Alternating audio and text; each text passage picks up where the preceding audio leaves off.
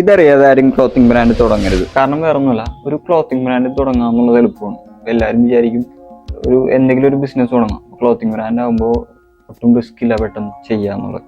ഏറ്റവും കോമ്പറ്റീഷൻ ഉള്ള ഒരു ഫീൽഡാണ് ക്ലോത്തിങ് ബ്രാൻഡ് എന്നാണ് ഞാൻ മനസ്സിലാക്കിയത്. ഇപ്പം എൻ്റെ ഒരു മിസ്റ്റേക്ക് എന്ന് പറയുന്നത്, ഞാൻ 3 കൊല്ലം മുമ്പ് പ്രൊഡക്ഷൻ ചെയ്തതാണ്. പക്ഷെ അതെങ്ങനെ മാർക്കറ്റ് ചെയ്യണമെന്ന് എനിക്കറിയില്ലായിരുന്നു. പ്രധാനമായിട്ടും മാർക്കറ്റ് എന്താണെന്ന് പഠിക്കുക, നമ്മളുടെ പ്രൊഡക്റ്റിന് എന്തെങ്കിലും ഒരു ഡിഫറൻസ് കൊണ്ടുപോകുക, നമ്മളെ ഓഡിയൻസിനെ കണ്ടുപിടിക്കുക, അവരിലേക്ക് എത്തിക്കുക. പിന്നെ ജസ്റ്റ് ഒരു എക്സ്പീരിയൻസ് ഇല്ലാതെ ചെയ്യേണ്ട ഒരു കാര്യമല്ല. എല്ലാ ഫീൽഡ് പോലെ ഇതിനെപ്പറ്റി പഠിക്കാനുണ്ട്. ഓരോ നിമിഷവും പുതിയ പുതിയ ബ്രാൻഡുകൾ വന്നുകൊണ്ടിരിക്കുക. ഇതിൻ്റെ ഇടയിൽ നമ്മളുടെ പ്രോഡക്റ്റിന് എന്തെങ്കിലും ഒരു യൂണീക്നെസ് ഇല്ല, എന്തെങ്കിലും ഒരു ഡിഫറൻസ് ഇല്ലെങ്കിൽ നമുക്ക് ഈ മാർക്കറ്റിൽ എങ്ങനെ പിടിച്ചേക്കാൻ പറ്റും, കസ്റ്റമറിലേക്ക് എങ്ങനെ എത്തിക്കും? അപ്പോൾ ഇതിനെപ്പറ്റി ചിന്തിക്കാതെ, ഇതിനെപ്പറ്റി കൂടുതൽ കാര്യങ്ങൾ മനസ്സിലാക്കാതെ ഇതിലേക്ക് ഇറങ്ങരുതെന്നാണ് എൻ്റെ ഒരു ഒപ്പീനിയൻ.